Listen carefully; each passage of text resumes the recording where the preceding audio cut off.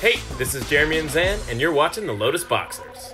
What's happening, YouTube? Lotus Boxers here. You got Jeremy Vetterioni and Zan Sayed. And today we are featuring our very special guest, the winner of the Open in Pittsburg. It's me, everybody. It is. I know. Team tournament with Jonathan Hobbs and Dom Harvey. Jonathan Harvey, Dominic Hobbs. Great. Awesome teammates. I want to say before we get this video started, really had a blast this weekend, and I feel like the secret to our trophy is the mesh of the team. The way that we all sort of came together, each of us having individual strengths. There are definitely times in the tournament where I looked at Dom and I was like, he doesn't have a surgical. And we played as if he didn't have a surgical and we won. There were definitely times when Dom leaned in and was like, here's the line that's going to help us win. And we went with his line and it was crazy, but it won. And there were definitely times when Hobbs looked at both of us and was like, I'm just going to rumble here. And he attacked with all of his creatures and we were like, ah! And then he won. That was literally the finals. He just looked at me and was like, I'm going to rumble. Swung all. Stone Master. So us coming together, trusting each other, and having that chemistry as a team is exactly what you want for a team tournament. And like, it doesn't matter how good the players are. I'll take a team that feels good playing together over, Hall of Famers, to be honest. Yeah. No, that's definitely a key, and I feel like I haven't had that trio yet. I've had duos like that where we repeatedly make top 4 together, but I just haven't had a trio where I felt like we vibed well enough to get past the last 2 rounds. Yeah, it's come down to like a game being away from the finals, but when I saw y'all on camera, when I saw y'all in person, you guys were vibing, and I 100% believe that was the case. Another contributing factor is Mardu Death Shadow, right? This amazing, cool, fun deck that plays to my strengths because it's Death Shadow, but without the blue. So famously, as I said in the job interview, I don't have to think. I just get to just slam a jamma. People are noticing that I have Unearth, Ranger-Captain. That is a combo that, even with your Dreadhorde Arcanist, there was a game I had against Max McVitie. You guys got to go back and watch it. The guy couldn't cast spells for like 4 turns in a row. Every turn I played another Death Shadow. Because I cast the Ranger, sacrificed it. Unearthed the Ranger, sacrificed it. Dreadhorde Arcanist, flashback the Unearth, I sacrificed it. On the last turn, or the turn before, I had drawn the Ranger, so I just cast the second Ranger, but it was turn 4 of him not having spells. So the deck has some extreme overhauls from War of the Spark and Modern Horizons that kind of take it to the next level above Grixis, which is what you need in the Hogak metagame. Right now we're still playing in the Hogak metagame, expecting a ban soon, but this is something we're doing right now. What I will say about this deck for people wanting to pick it up before we really hop into the game, it's for a narrow metagame. So my matchup against Hogak, I never lost, and I think even in testing we almost never lost. I don't ever remember losing Hogak. Yeah, the way we came up with this deck was we noticed that Esper Shadow was doing really, really well, but we would look at the list and be like, what is this? Yeah, this deck looks horrible. Nothing makes sense. And we're like, all right, let's construct a better version of this deck. So we took a couple steps back and we're like, all right, let's start off with black-white. And when we started off with black-white, we came to realize that the core of the deck was very, very powerful, but we didn't have enough cards to, justify just playing black-white. We had a lot of empty slots, and that's when we decided, maybe we should try red. Dreadhorde Arcanist seemed like the best card to go with discard, because we had seen one of my good friends, Zach, playing it in a Mardu Pyromancer shell, and I thought it was very good, and I thought that maybe we could put it into a Shadow shell. This is a good Dreadhorde Arcanist deck. There were some games I had where it was kind of like lackluster, but look at all of our ones. We have Unearth, Thoughtseize, Inquisition, Fatal Push, Path to Exile, Surgical Extraction, which, it's very good right now. It's very good right now, and also flashing it back with the Dreadhorde Arcanist. The second time, you're just getting value. So like the first time you get the Phoenixes, right? Or like whatever, it's a really good surgical extraction. Then you attack the Dreadhorde and you're like, I'll take your bolts. And when you don't have to worry about lightning bolts against Phoenix, you get to go ham on your life total. Or a thing in the Isis. Or a thing in the Isis, just because now I don't have to worry about the rest of the game. Yes, exactly. So what I will say though, it's good against Phoenix. Against Hogak for sure. And then once the metagame sort of levels out, you kind of lose a lot of percentage points because all of your cards are super tuned to beat those. Yeah. However, Phoenix and Hogak comprised 70% of the day 2 metagame. Yep. So because the metagame was so narrow, this deck was able to like basically lightsaber through the format. I think I lost 2 matches total. I thought you lost only 1. I was thinking about it again, and I actually randomly lost the Infect, but on accident because I boarded wrong. So, you lost that one? Yeah, it was the Unearth one. Not the one against McVitie, but the one against that the random guy. Yeah. Well, we don't call them random guys. The one against the person who I don't remember who it was, but it was a very nice opponent. Yeah. Honorable match, all that good stuff. Yeah. So I actually randomly lost that one, but I didn't board right, so we're gonna call it a Nassif only lost 1. Because Nassif's like, yeah, I timed out once, I misplayed once, so it was a 5-0. It was a Nassif 5-0. It was a Nassif only lost 1 match. Yep, I love it. Absolutely love it. I will say I felt the same way. I felt like this deck was really well positioned for a team tournament, but I didn't feel confident registering for the Classic, and so I decided to go with Phoenix, and I lost in top 4. And I would not recommend this for a large tournament with a random field. Right. Like your local IQ probably not going to be as much because Tron guy is going to show up sicko mode with Tron. This deck doesn't have a very good Tron matchup. The Merfolk guy is going to show up sicko mode Merfolk, and you're going to be like, wow, I definitely don't have enough removal. You're just not tuned to beat everything, but you are tuned to beat Hogak and Phoenix. You can't really beat a Spreading Seas. Spreading Seas felt very bad. Oh, I'm sure I would lose immediately. Speaking of Modern Horizons 1 tech, we have Silent Clearings in here. Yep. It's often correct to play it on turn 1 is something that we learned in testing because your fetch is always 3 damage. Yep. But if you activate your Silent Clearing, every turn that goes on, it's more damage. So if you're doing damage to yourself, like there were times when I didn't have a 1, I would play Silent Clearing, say go, and if my opponent's in step, I would be like, I'm at 19, untap, draw my card. But oftentimes, it depends on at what rate you want to play your Shadow in, because let's say you have 2 fetch lands and Silent Clearing, it might be wrong to play the Silent Clearing. That's true. That's certainly true. If you're like... You're trying to aggro it out. So maybe like you want to meet somewhere in the middle. It depends on... You got to figure out where you're trying to play the Shadow. On turn 3, turn 4, turn 5. If it's turn 5 and you're trying to get to a really low life total, and that's the way the match is going to play, then play Silent Clearing first. So what I will say is I kind of joke that this deck you don't have to require to think, or it doesn't require thinking. Shadow's a little complicated, right? So when you look at your hand, you have to plan these things. How are they making Shadow out? You have Bauble, Street Wraith, Fetch Land interactions here, and sometimes if you need it that turn, your Surgical Extraction comes into play. Your Path to Exiles, that'd be crazy. I hadn't done that ever, but could come into play, right? If you're like, okay, it's Path or I lose, or no, it's got to be something that you don't have in your hand. It's Ranger or I lose. Yeah. You look at the top. You don't have another way to shuffle. You got a path. So, you are doing a lot of card manipulation in that sort of non-blue way. We have Faithless Looting, so that's choices. Yeah.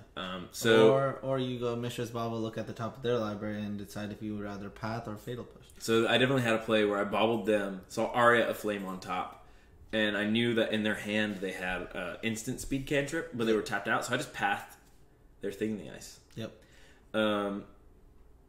Because I knew that if I passed and we were in the upkeep and I pathed, they would sense that I wanted that card to be gone. So they would cycle. And then I would lose to the Aria Flame. So I couldn't even wait to the upkeep. Because otherwise I would just do it in the draw step, right? Because I'm fine with that card. Yeah. Yeah. Let's talk about the sideboard. And we can hop into some games. Right. Unless you want to tell me congratulations and shower me in more praise. Congratulations, bro. Yes, bro. All right, let's virtual trophy. Here you go. Virtual trophy, I got it. That was the trophy at work, but I had to show them. I had to show everybody at the bagel place. Let's talk about the sideboard. Grim Lavamancer is getting involved here. We can tutor it up with Ranger-Captain. Just good against general creature decks. Always brought it in against Infect. Very good. You'll notice a lot of 4-ofs in the sideboard, and that happens when you're tuned for a narrow metagame. So the 4 Yixlid Jailers, obviously they work quadruple overtime against Hogak. Yeah, it was I would say Lotus Box's #1 sideboard card against Hogak. I mean, I played it in Phoenix. Yeah, I mean, it weaves right through their interaction, right? Because they're bringing in, like, Destroy Target Enchantment. They expect you to have Leyline. Once you have the Jailer, they might just not be able to kill it, right? So you just get and it shuts down their whole deck, so it's a free win. Celestial Purge is great against Phoenix. I even honestly wanted more of them as the weekend went on, because against Phoenix, you only board in the Celestial Purge. Well, one difference that our list had was played the other Gideon. Mm-hmm. And that was kind of a mesh between this Gideon and Celestial Purge. Because you could plus Gideon of the Trials, you could plus on Arya, and Arya would no longer deal damage. Yes. Plague Engineer actually comes in against Hogak for zombies or sometimes vampires, and also it comes in against, well, mostly Hogak, but you bring it against humans, you bring it against all these other decks. It has a lot of applications. Definitely good against Infect. Merfolk. It probably isn't enough, but you can bring it in against Merfolk. And then, so there's also a section of the metagame that we were ready for, which was like the black mid-range matches, because we sensed that they would be very good in the metagame. Yep. So to sort of mitigate that, we have 4 Lingering Souls, which black mid-range decks can't really deal with right now. And then also Gideon Allies Zendikar, which is like a big 4-mana, big old thing that might be good against Blue-White Control. Just a hard-to-answer moving around threat. There's also an Urza deck in the metagame, so here's my Shenanigans. Just because, like, we had an Abrade originally, but I hated the scenarios where your opponent had like a Moxel or a Welding Jar and a bridge, or they had like a Chalice and a bridge, and your artifact removal spell was split. You know what I mean? Like your Abrade can't kill their board, so that was bad. But with Shenanigans, over the course of a couple of turns, you're just like destroy target artifact. Next turn, dredge 1, destroy target artifact. Next turn, destroy target artifact. You're just casting it for the rest of the game. Eventually, you can work through it. So there's never like, unless they exile at a situation where you're totally unable to do it, or you're like, oh, well, if I kill this, then their Crucible world is still around, I'm going to strip mined again. Like, you don't have to worry about that type of interaction. Yeah, I mean, I ended up playing the Braid because I wanted a more diverse sideboard card. I think that the Shenanigans is definitely much better against the Urza's deck, but just wanted a more versatile card because it usually takes blowing up. I mean, what's the 0-mana card? Welding Jar? Yeah. A Welding Jar isn't really seeing any play in any of the Urza shells. Right now it's like down to 0 copies. And so my thought process was get rid of it once, attack with Shadow, end the game. But I think Shenanigans is a card that needs more exploring. I think I like it more in the Phoenix shell. Mm-hmm. But I think the card is very powerful. But we'll see moving forward. If Shenanigans, I think Shenanigans is better than, what's that 4-mana card that destroys all artifacts? Shatterstorm. Yeah, I do think it's a much better card than a card like that. That's for sure. I will say, if you are planning to play this at a random field, make sure you pack some Alpine Moons, because this deck cannot beat big mana. Pretty much any big mana strategy. Valakut, Tron, we just get hosed. Although I did beat Colorless Eldrazi twice in the tournament, so that's kind of like a smaller big mana strategy, as funny as that is to say. You know what I mean? Like, they have Thought-Knot Seers, which are very bad against our removal spell. They have Reality Smashers, which probably aren't even bigger than our 1-mana creatures. That was a sweet match, because I was like, please crack your Ranger-Captain of Eos, and he was holding on to the 7-mana Wrath effect. Yeah, I was in my opponent's brain. It was Rick. Yep. Yeah, Rick. From BCW. Owner of BCW, right? Manager, at least. Manager of BCW. And honestly, cool guy. Been around a long time. Old school Magic player. Knows how to navigate the highs and lows of the tournament. Sure. I have a lot of good stuff to say about Rick. I like Rick a lot. Yeah, Rick's a cool guy. I beat him, and he won the match, and he was great. He was really gracious and cool about the whole thing. All right, so let's show him the magic. Basically, let's show him what it's like to, play the current most powerful deck in Modern. Awesome. We won the die roll. Always a strong way to start. Let's play first. Okay, so when you're looking at this hand, the first thing you want to notice is you have a lot of really powerful cards. You have Ranger Captains, which are going to fetch up Death Shadows. As long as we have enough ways to take our own life total down, that's going to be really good. The problem is that the best way to take your own life total down is the fetch land, shock land combo, and we don't have any of those. So because we can't get below 20 in the first 2 turns, I would mulligan this hand. Me too. Oh, the new mulligan roll. Yep. So we're London mulliganing. That's neat. So we have Thoughtseize, which is an extremely powerful disruptive card. If they're playing a more fair strategy, then we take their removal spell, and our Dreadhorde Arcanist can hopefully flashback a Thoughtseize. In addition, we kind of need more action and less lands, but we have Bauble, Fetch Land, or Shock Land to mitigate, so we get a lot of selection. So the way that I would play this first turn out is I would Bauble myself before I play a land. If I want the card, then I would Shock. And I'm putting the Sacred Foundry on the bottom. Oh, sure, yeah. I forgot we had a bottom card. Yeah, this hand is perfect without a Sacred Foundry. This is still a perfect hand. Yeah, so look at yourself. If we want the card, then we play Godless Shrine. If not, we Marsh Flats for a probably Blood Crypt, because we have the Arcanist. Yeah, let's see what we have on top. So we have a Shadow on top. We definitely want that. I want a Shadow, yeah. We have the means to cast it pretty early. So yeah, I definitely want a Shadow. Thoughtseize them. And the goal here is to... Okay. Okay. We have the lands. We got the... This card is annoying. So we're going to play a 2, and they'll play the second land. If they play Trickster... No. We should probably... I want to take the... Trickster, right? If we take the Trickster, then we get to flashback Thoughtseize. Yep. And then on their 2, they'll Spreading Seize, and we'll be able to Thoughtseize them. And our Death Shadow might be able to like overcome what's going on. Yeah. Yeah. Trickster just seems like a very annoying card. Here's our Shadow. Yay. It's an avatar. Very powerful creature type. Hogak is an avatar. A lot of fun against the Hogak deck, so sometimes you just have a better avatar. So for this one, I kind of want to Bauble them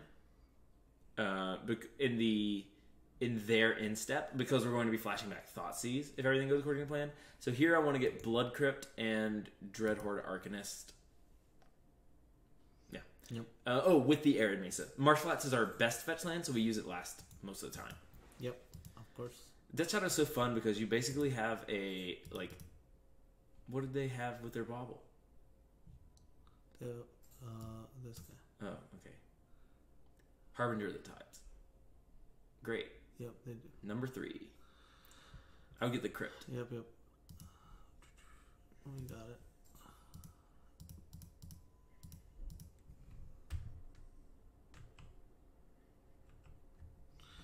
Alright, let's see what we get. We got a Fatal Push. Fatal Push is probably pretty good in this matchup, so I think that's a really strong one. Hopefully they Spreading Seize here, and that's no problem. It's not ideal, but... Ooh. Okay, sweet. You would fetch first and then cycle Street Wraith, but let's Thoughtseize. Let's Thoughtseize first. Yep.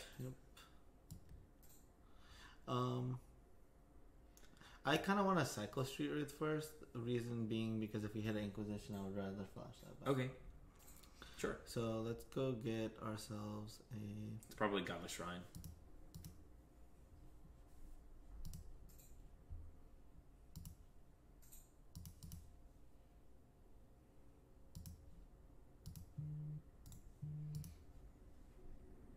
Nice. Another land and we'll be able to cast a Ranger-Captain. Alright, cool. So let's start off with attacking.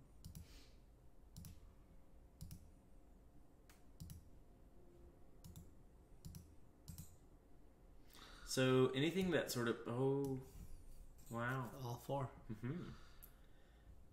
Just take the repeal. Of course, it can bounce our Death Shadow. It's the most powerful option. And then... Let's go play our...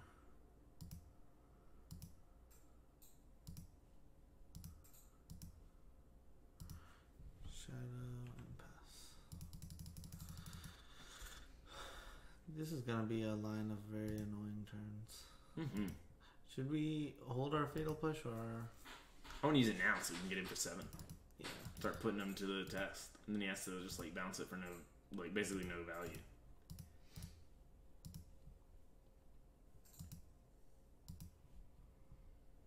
Very nice. Very good draw. Yeah. And we can flashback. Oh, we can cast all of our creatures except for the Ranger-Captain. That's excellent. Yeah. And this is hopefully going to flashback the Fatal Push, which is going to be very key because now he's going to have to. He has to Harbinger, right? Otherwise, he is going to just take a lethal amount of damage next turn.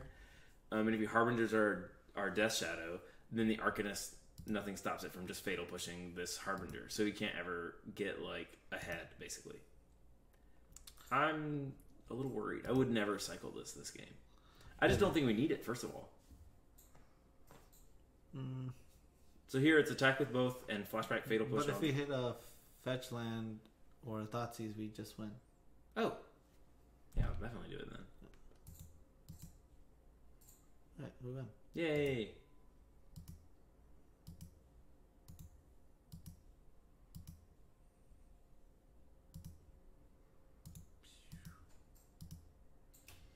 I wasn't looking at the life total, so I didn't see the lethal line. But hopefully in the tournament I would have. I definitely... You definitely would have. Yeah, I definitely would have. It's the most... When I write it down, it's a lot easier for me. Alright, that is 13. And we revealed our hand. Oops. Oops. Had all these. All these. Idiot. I don't call him an idiot. You're right. Don't call them an idiot is correct. Alright, plagues. Plague Engineer, we're going to name Merfolk. Grim Lavamancer, we're going to shock Merfolk. So that's 4 cards. What do you want to take out? I don't like the Surgicals or the Nihil Spellbombs. So that's a clean 4. Clean 4. Yep. I'm on board. And you don't want the Lingering Souls here because most of their guys are going to be unblockable if things are going bad. Yep. So we have to kind of win the way we did, where we just sort of get in way under the Merfolk deck. I mean, another weak card in the matchup is probably like Ranger-Captain of Eos, but we don't have a much better card to replace it with anyways. Right. Alright, let's run it.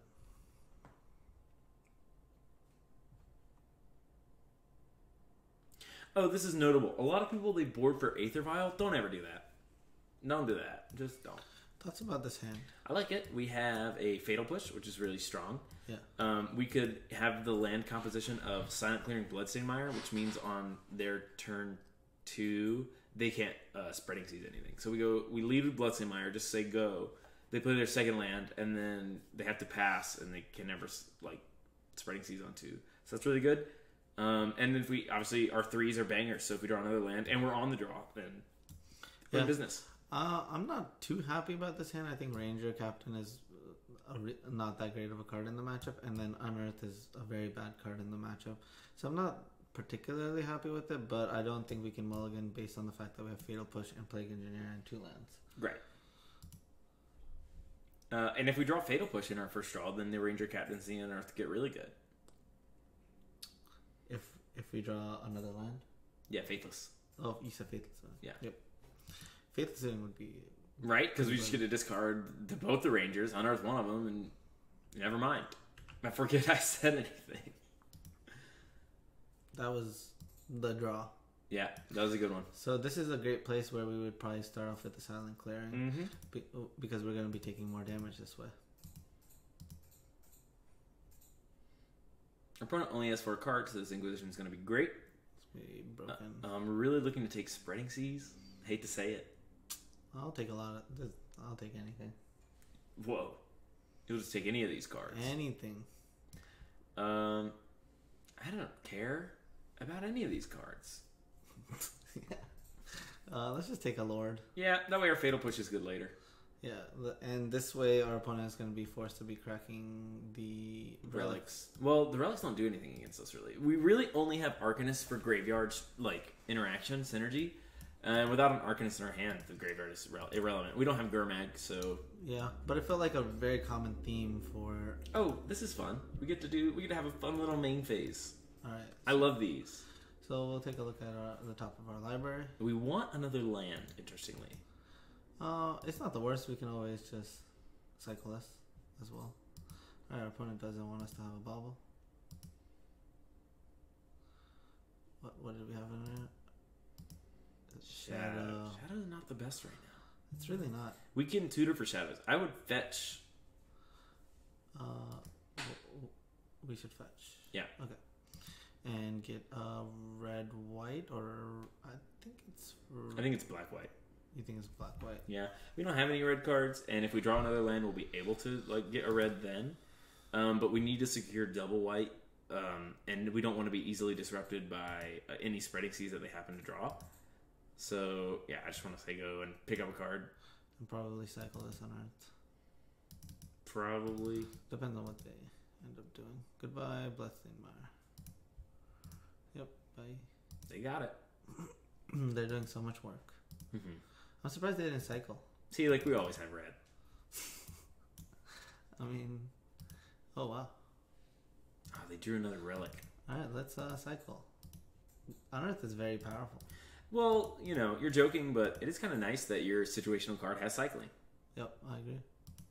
Goodbye. They're into getting rid of those. Ooh, very Cool, good. Inquisition. Very good card. Oh my god. I don't know what you want to do. I might just want to play Ranger. Yeah. Get started. We get red black. Yep. It's kind of notable that this is probably the last turn that Inquisition will be live, but whatever. Or we can always tag the repeal, I guess. mean, the repeal does like nothing. Right. So I think it's always going to be live. I just want to make sure. Tap better. Yeah. I just want to be able to triple spell next turn. Yep. What are we getting? Oh, never mind. We're getting Death Shadow because our Grim Lavamancer is bad right now. Yeah, it just doesn't do anything. Shadow, go. 6 cards in our hand. I feel very in control of this game. Mm-hmm. See? I could see us losing just for being a little slow. Like, he cycles Relic here. If he's able to play, like, 2 creatures next turn, we're not the best spot. I hope they're 1 toughness, guys. We can just play Plague Engineer. That'd be sick. I really think that a good combination probably requires having the 2-1 for 1. Alright, that doesn't really do much. It kind of stinks that we can't ping ourselves forever for our Death Shadow. But, you know, we got our Ranger-Captain out. Oh, we actually can't lose this game if we just play some Plague Engineers in a row. But we should probably Inquisition and Thoughtseize now. Okay. So we'll start off with Thoughtseize. Sure. Because we want to take the damage. Spreading Sea's gone. Sure. Shadow, go. Yeah. I don't think we attack. Actually, yeah, I don't want to attack. Why? Because I don't want to give him a reason to play Harbinger. Okay. No value on the Harbinger. That sounds good. Yeah.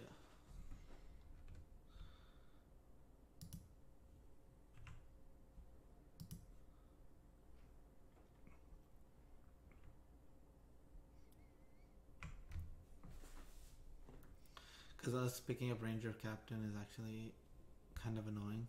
We can always sacrifice it. I know we could sacrifice it, but that doesn't... Nice, very good draw. I'll start off with Inquisition. Easy Inquisition here, yep.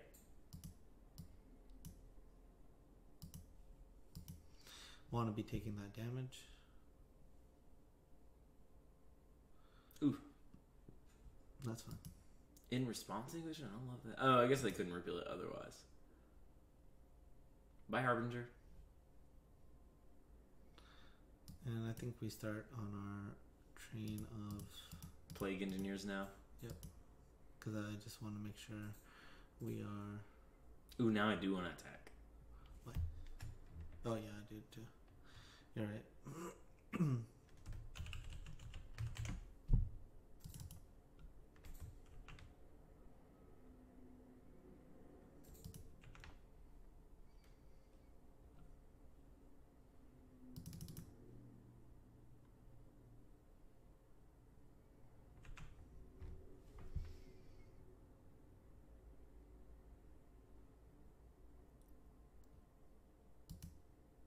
Looking pretty solid. I think we're doing great. This deck always wins. Dan, thoughts on this deck always winning? And it's always winning. Great. Just the truth. Okay. You don't like that play? Nah, it's fine. I think this is gonna force him to Harbinger. Then we can Plague Engineer. I would have just played the Plague Engineer so that nothing did anything. Yep, take the Relic. Play the Plague Engineer. And he just is actually locked out of the game. I'm pretty sure there's no, like, combination of draws or anything like that that would cause him to win. So put him to 12 and just watch our opponent be dead and stuff. They should probably concede. But it's more fun this way. For us. It's true. Oh, but he got our Thoughtseize. So something that happened in this game is he definitely boarded against our graveyard, and all those cards were dead. And, you know, that's terrible. Yeah, I think it's been a common theme. Mutavault is very bad against 2 Plague Engineers. It's just bad against the card Plague Engineer. It doesn't matter what you name. Yeah. You just name the wrong thing every time. I mean, you name the right thing every time against Mutavault. It's kind of fantastic. Let's take a look at the top of his library. See if it's anything vaguely threatening. Yep. Our opponent conceded the Mishra's Bauble. Seems appropriate. Okay, so we were talking about how we had trouble against a narrow field, but Death Shadow can kind of win against anything, right? And that's the power of... And one of the reasons I really gravitate toward Thoughtseize decks is because no matter how bad the matchup is, there's a chance that they mulligan, you Thoughtseize away their good card, and your Death Shadow kills them on turn 3 or 4, and you're like, that was great. You know, you feel happy. But it does give you this bitter feeling when you lose to top decks, which is something which is a real thing. Is that this deck does lose to top decks because you're playing with, you always know what's in your opponent's hand, and you kind of feel like you have power over that, and then when they draw the perfect answer, you're like, it hurts more because you felt like you had all the bases covered. I think Magic players are mature enough to not let their biases and emotions take over when they're playing a match then. Okay, so that was Mardu Shadow. Yep. Just took down and open with it. I feel great. The house is really coming along, and a big part of it is thanks to our viewers. Yep. Viewers, make sure you're hitting that subscribe button, maybe tapping the notification bell. You can always find our deck list before the tournament on the Lotus Box Discord. Yes. So you could have played Mardu Shadow at the Team Open. Yes, you could have. Probably not with the Gideon ally and the 4th Lingering Souls, but that was just me being silly. So I just want to say thanks to everybody. The YouTube viewers and this project that we're building definitely is a big part of why I came in first at the Open with 2 other people. Yeah, thanks so much, dude. For those of you who want to play this deck right now, deck list for you guys is going to be in the description box down below.